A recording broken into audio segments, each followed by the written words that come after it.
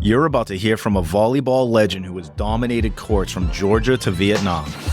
In this episode, we sit down with Allie Link, two-time state champ, All-American, and pro athlete who's played across 5 countries, winning gold, silver, and bronze medals along the way.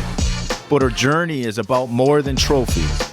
It's about overcoming pressure, finding balance, and using mental toughness to stay on top. Whether you're a young athlete or a parent, Allie's story will inspire you to push past limits and chase your dreams no matter how big. Stay tuned. This is one you don't want to miss. Look, this that Scorezle magic, nothing average. If you can dream it, then you can have it. On and off the field, you know the deal. Keep your head in the game and you rise for real. Go. All right, welcome to the Scorezle podcast. Meet Allie Link, a volleyball star. Started playing at the age of 8. Allie is a 2-time Georgia state champ, 2012 Max Preps All-American and conference champion from the University of Tennessee at Chattanooga. She played pro in Sweden, Switzerland, France, Spain, and even Vietnam with 1 gold, 3 silver, and 1 bronze medal under her belt. Allie's journey shows the power of hard work, teamwork, and never giving up. Now she's here to share her story with young athletes and inspire the next generation to chase their dreams. Allie, we're so excited to have you today. How are you feeling? Hey, thank you. I'm so excited to be here. I'm excited to share my journey and see if there's any kids or parents that I can help out along the way. So let's start with that journey. You got into volleyball at just the age of 8 years old. What drew you to the sport and how did you realize it was something you really wanted to pursue? So I played on my first team when I was 8, but I started kind of messing around with the ball when I was even younger than that, but there were just no opportunities for girls that young to play yet. So my older sister, she actually started playing volleyball. And so I was always going to tournaments with her, watching her play, watching her team, and just playing with my dad while we were waiting for her games and stuff like that. And so that's really how I started and how I started to love it.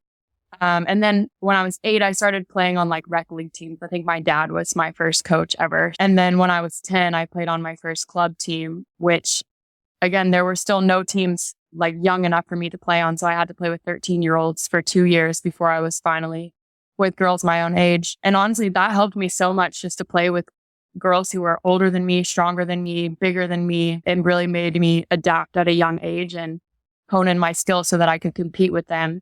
And from the beginning, I don't think I played to be really good. I played because I loved it. It was fun and it was something I could connect with my sister. And as I got older and I continued to improve, I started to say, okay, I could actually be good at this. And my parents were telling me the same thing. You could get a scholarship.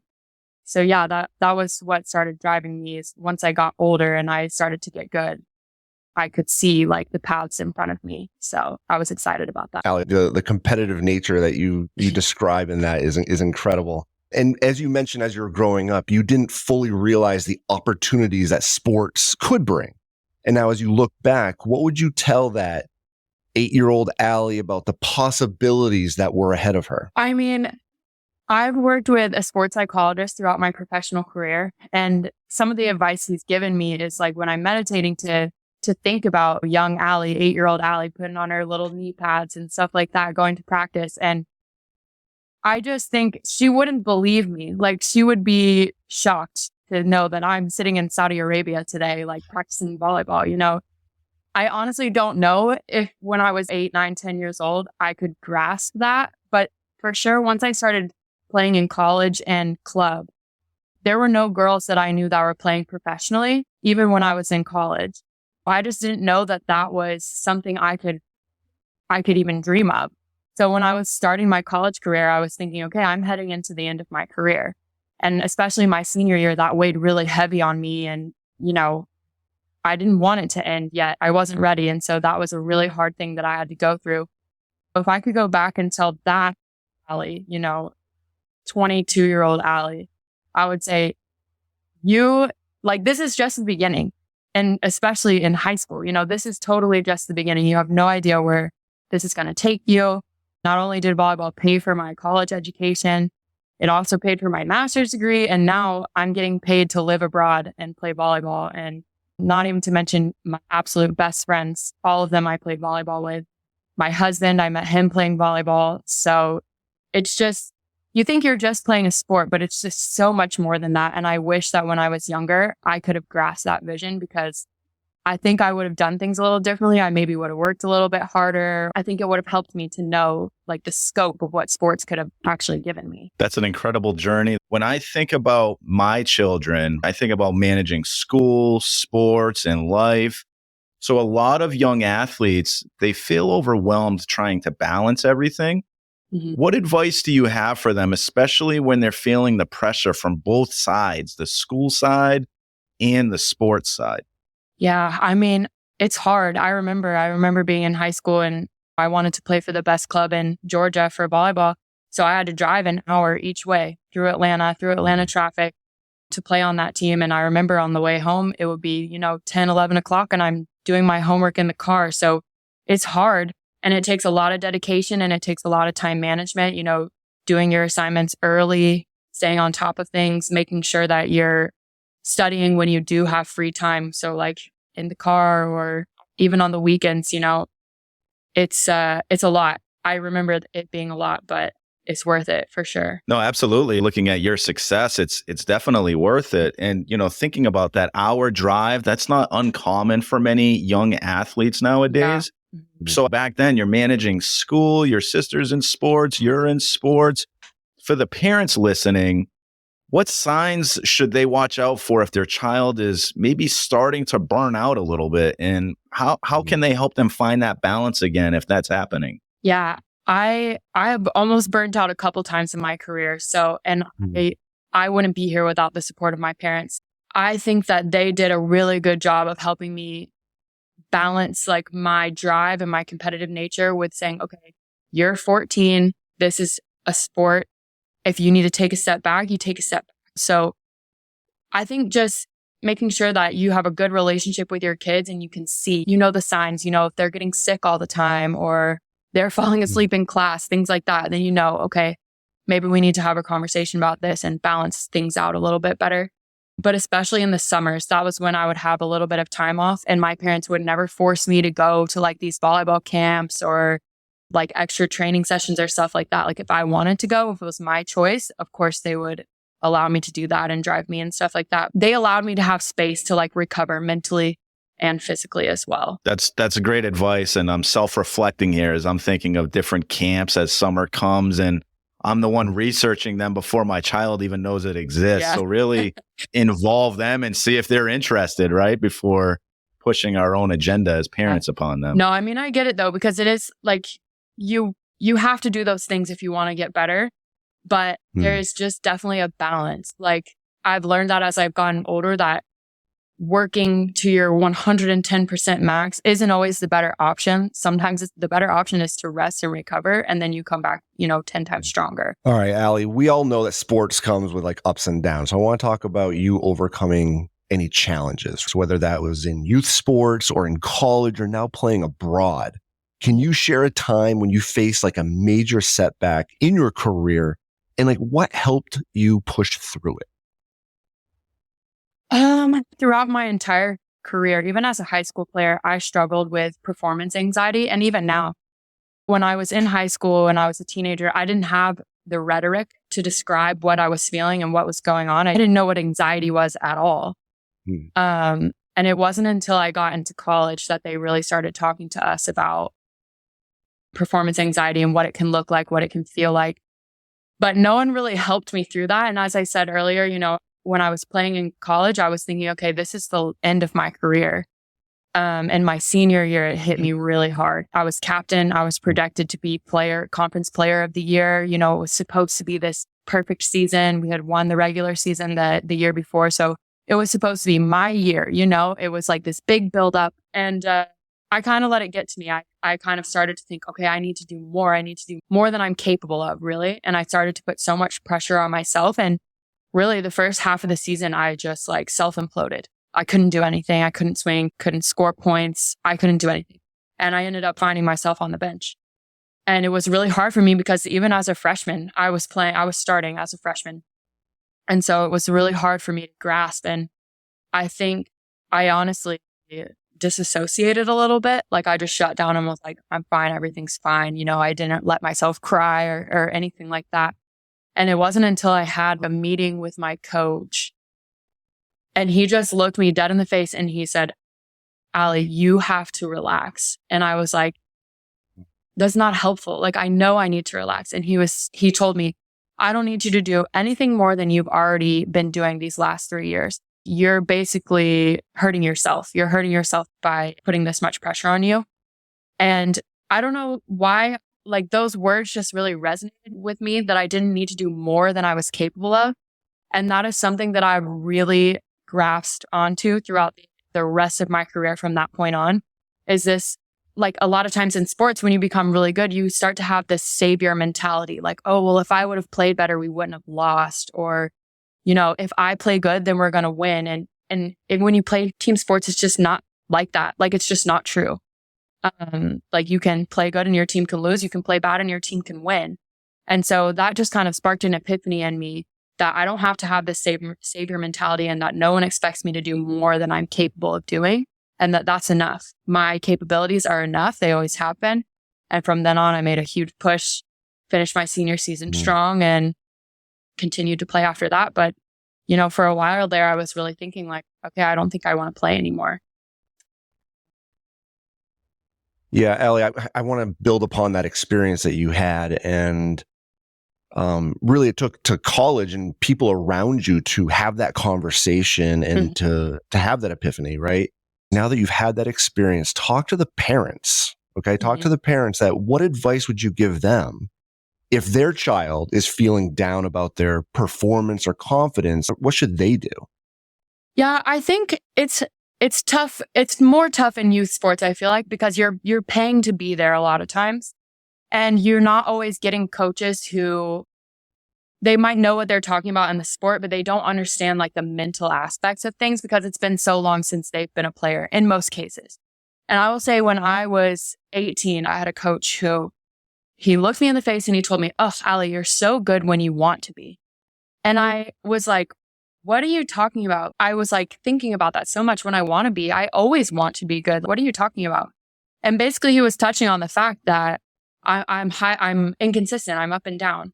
And so I don't know, like, I feel like when players get down on themselves, it starts to become a really mental thing and you start to associate your bad feelings with volleyball or with the sport that you're playing. When in reality, that's not what it is. It's usually just the situation that you're in, that you're not connecting with the coach or you're not connecting with your teammates. And so I think parents can look out for signs like that. Talk to your kids about, is it volleyball that you don't like? Or is it some teammates that you're not connecting with? Or is it your coach that's not getting through to you? And I would say just try to change their situation and see if that helps. Because I think a lot of times that would help. Allie, from a parent's lens, could the parents unintentionally be creating that environment by praising too much with wins and calling out too many opportunities when maybe it wasn't their best game? Yes, absolutely. And since I've been playing pro and coming home in the summers, I've been coaching young players, like high school age players.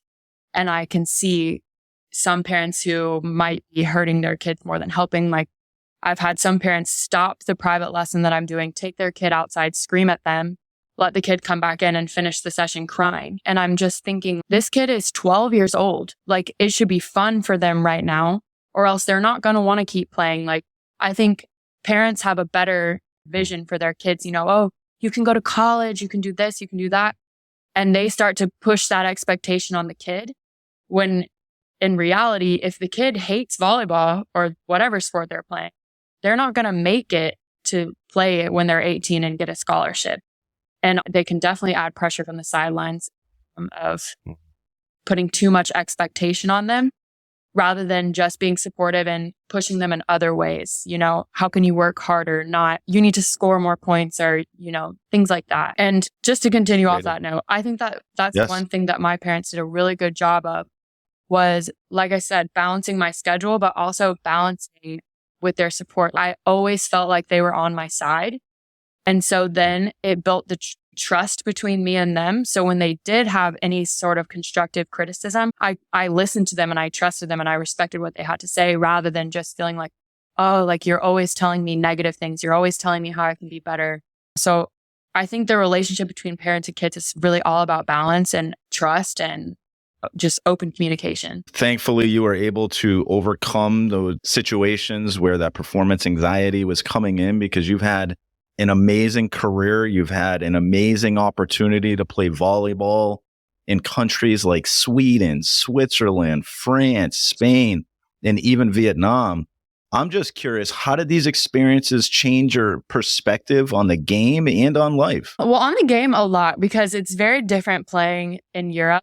So they play with international volleyball rules, which you don't play with in college or in club. So the game honestly looks really different. And it was my first year in Sweden, it wasn't that much of an adjustment just because the level wasn't so high. But when I started playing on better teams and in better leagues, I definitely did see an adjustment.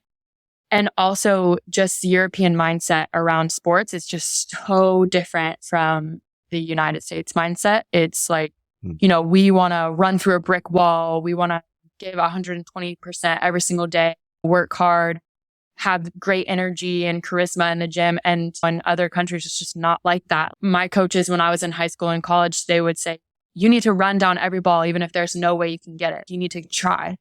And here, the girls, you would shank a ball off the court and they would be like, and just come look back onto the court. And so that was something, frustrating for me at first, to be like, go, just try. You have to go. We would run in practice if we just let a ball drop without going for it. So that was an adjustment to not get frustrated all the time with them and just kind of realize, okay, that's the way that they are. That's their culture. I don't have to be like that, but I don't have to let it frustrate me at the same time. Thanks, Allie. What about from a life experience? I have to imagine that your journey has been unbelievable. From a life perspective, I mean, it's just been mind-blowing. Like when I was in high school, I took French classes. And I was thinking, why do I have to learn French? Like, I'm never going to go to France. This is so dumb. And then I lived in France for 3 years. I fell in love with the culture. And I so wish that I would have paid attention more so that I could have communicated better with them. But yeah, it's been amazing just immersing myself in the culture. I always make a joke that I can speak a little bit of a lot of languages, but I love that. I love speaking my little, order of coffee in Spanish and then saying something rude to my husband in French, and he has no idea. I know that sounds dumb, but it really has been just so much. For young athletes out there with dreams of playing professionally, what should they focus on now, both mentally and physically, to prepare themselves for that future? Honestly, the mental aspect is huge. I wish that I would have started working with a sports psychologist sooner, even in times where I felt good, just to have that element of mental toughness. Because I think as you continue to get better, you have to look for little ways that can differentiate you from other people who are just as good as you. If me and another girl are on the same exact level, but I have a little bit more mental toughness than her, that gives me a little bit of an edge on top of her.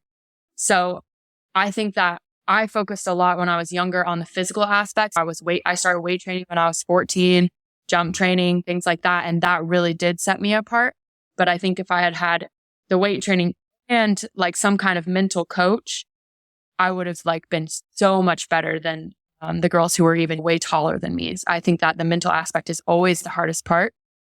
But yeah, those are 2 ways right there. Work with a strength coach, get stronger, get faster. That's going to really set you apart from other people. Have you ever seen any differences between male and female athletes with mental coaches? I remember when I was in high school, the girls just weren't doing it. The guys were, but the girls weren't. And so that gave me a huge edge over people. And the mental aspect, people think that mental toughness comes from just training hard, pushing hard in the gym, but it's so much more than that. There's free resources online, you can YouTube, meditation, stuff like that, game day meditations, things like that. It just helps so much with the breathing, lessening your anxiety, and just really getting you in the zone for what you're about to do. Real quick, I know Seth, I can tell by his eyes, he has a question ready to go, but I'm curious, what age would you think would be appropriate to start that journey? I think it's different for everyone. Yeah. I wish that I would have started maybe at the beginning of my college career. But now when I go home and I'm coaching high school age girls, the coaches are talking to me that coached them during the year and saying yeah, she's really good. She gets so down on herself and then she can't dig herself out of a hole. And I'm thinking like, but she's 14. So I think that the pressures on athletes are happening younger and younger and younger. And so, like I said earlier, with the open communication with your parents, I think it's just important to look for signs in them. And if they need that resource younger, I don't think there's like an age to say, oh, that's too young to start building up that strong mentality. Great. Yeah, Kenny, you're right. I do have a question teed up for Allie. And because I wanted to piggyback off, you were talking about the preparation going into the game, talking about anxiety and you're prepping before the game. Take me into the game as a professional. Like, how do you manage the pressure point by point, game by game, at a high stake? Like, how do you manage that pressure during the game? Well, during the game, that part is easy for me because once the game starts, I start to not think about other things and I start to, find a little bit of flow and it just comes more natural. For me, it's the anticipation of the game the whole day. So we'll have like a serve and pass in the morning and I'm already starting to feel butterflies in my stomach. And then I go home, I do my meditation, I eat lunch, I watch a little bit of film. I have like a routine that helps me with that anxiety. And then once we get to the gym, I start to focus on my breath work. But it's something that I used to hate. Like I used to hate showing up to the gym and feeling butterflies in my stomach. And I used to like be scared of it. Oh no, I'm nervous. And then once I started working with a sports psychologist, he started to help me realize that that's just part of the game for me, is showing up and feeling a little bit of butterflies, and that it's not something that I have to be scared of. It's just something that I have to acknowledge and move on, because he was like, we were having back and forth about how once I start the game, I'm okay. So if I just don't let that anxiety have so much power over me, then I can be totally fine. But if I think about it too much and let it get into the game, that's when I start to have a problem. Excellent. Excellent. Now, Allie, for the next section, we're going to do some rapid fire questions. Okay. Oh, so gosh, we call okay. this like the kids' corner. Okay. Corner, here we go. Ask the pro, learn and grow. Tips and tricks from the best. Get ready, put skills to the test. Okay, so rapid fire questions. First thing that comes to mind, and I'm just going to hit you with a bunch of questions. Okay. So for our younger listeners, right? So what's one volleyball drill that they can practice at home to get better? Okay, I used to do this all the time. Take the ball and just pass against your garage door 100, 200 times. Then when you're done with that, set against the door. Honestly, you can do any of the skills against the door or the wall, but make sure you're outside so you don't break any windows. Speaking Awesome. from experience. What's your favorite volleyball position? Outside, 100%. Best position. Okay, pre-game superstition. Oh my gosh, I always wear the same socks on game day. Favorite pump-up song? I think it has to be Giant by Calvin Harris. What snack? What's the best snack or pre-game meal? Pasta. What's your go-to, like a warm-up drill? You're a professional. What are you warming up to? When I was in high school, we used to make like a circle. And I don't know if they still do this, but we would play Little Sally Walker. Someone runs around the field and they do a dance move in front of someone, and then the next, whoever you do the dance move in front of, they go in the middle and they start. It just made us laugh. Awesome. And you've played in a lot of countries, Allie. What is your favorite country that you've played in? Ooh, that's so hard. I guess it would have to be France. I played there for 3 years and 2 years on the same team, and I loved it. Allie, no real surprise, but you handled that pressure really well. So thank you for participating. We're so honored to welcome you to the Scorezle family with your very own custom Scorezle card, Athletic Allie. You've inspired not only our young athletes, but also their parents, showing us that the real magic in sports happens both on and off the court. To everyone listening, remember, keep chasing your dreams and never give up. Because as Allie has shown us, the possibilities are endless. Thank you, Allie, for joining us today and sharing your incredible journey. Welcome to the Scorezle family. You are unstoppable.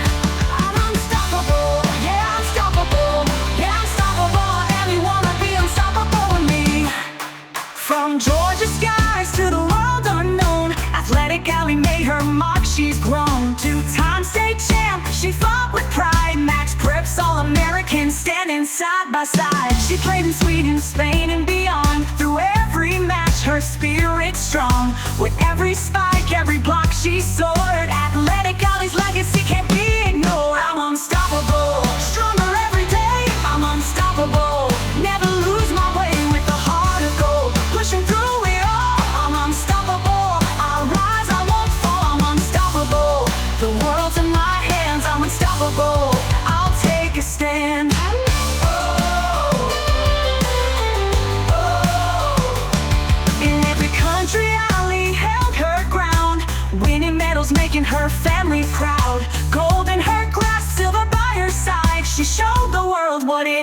to thrive.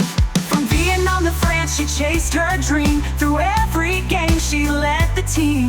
No matter the challenge, no matter the score, athletic Allie always wanted more. I'm unstoppable, stronger every day. I'm unstoppable, never lose my way with a heart of gold. Pushing through it all, I'm unstoppable. I'll rise, I won't fall, I'm unstoppable. The world's in my hands, I'm unstoppable. I'll take a stand.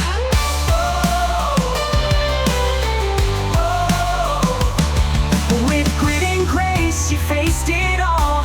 Every setback, she stood tall. Athletic